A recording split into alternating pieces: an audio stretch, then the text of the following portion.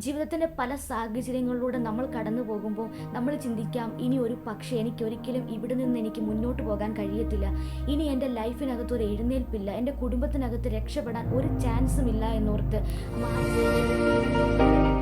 ഇരുൾ അടഞ്ഞ വഴികളിൽ തിരുനാളമാകുവാൻ ഇന്നത്തെ ചിന്ത.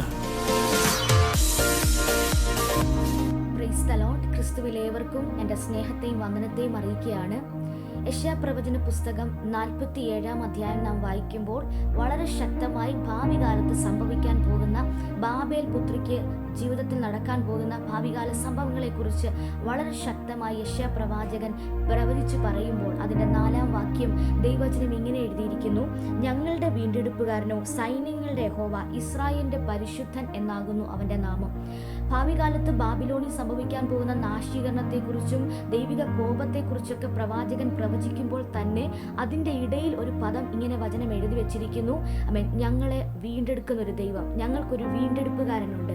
പ്രിയപ്പെട്ടവരെ, നമ്മൾ എവിടെ വീണു പോകുമോ, എവിടെ തകർന്നു പോകുമോ, ആ വീണ ഇടത്ത് നിന്ന് കർത്താവ് നമ്മളെ വീണ്ടെടുക്കുന്നവനാ. ജീവിതത്തിൻ്റെ പല സാഹചര്യങ്ങളിലൂടെ നമ്മൾ കടന്നു പോകുമ്പോൾ നമ്മൾ ചിന്തിക്കാം, ഇനി ഒരു പക്ഷേ എനിക്കൊരിക്കലും ഇവിടെ നിന്ന് എനിക്ക് മുന്നോട്ട് പോകാൻ കഴിയത്തില്ല, ഇനി എൻ്റെ ലൈഫിനകത്ത് ഒരു എഴുന്നേൽപ്പില്ല, എൻ്റെ കുടുംബത്തിനകത്ത് രക്ഷപ്പെടാൻ ഒരു ചാൻസും ഇല്ല എന്നോർത്ത് മാനസികമായി നാം തകർന്നിരിക്കുന്ന സാഹചര്യങ്ങളായിരിക്കാം. എന്നാൽ ഈ ചെറിയ ദൈവശബ്ദം കേൾക്കുമ്പോൾ നമ്മളോട് ഓരോരുത്തരും കർത്താവ് പറയുന്നു, നമ്മളെ വീണ്ടെടുക്കുന്ന നല്ല വീണ്ടെടുപ്പുകാരനായ കർത്താവായ യേശു ക്രിസ്തു ഇന്നും നമുക്ക് വേണ്ടി ജീവിക്കുക. അവൻ നമ്മെ ഏത് വീണ സാഹചര്യത്തിൽ നിന്നും, ഏത് പാപത്തിൽ നിന്നും, ഏത് ജീവിതത്തിൻ്റെ സാഹചര്യങ്ങളിൽ നിന്നും ഇന്നും നമ്മളെ വീണ്ടെടുക്കാൻ യേശു തയ്യാറാണ്. വിശ്വസിക്കുക, നല്ല വീണ്ടെടുപ്പുകാരനായ കർത്താവിനെ പൂർണ്ണമായി ആശ്രയിക്കുക, അവൻ്റെ നാമത്തെ ഉയർത്തുക.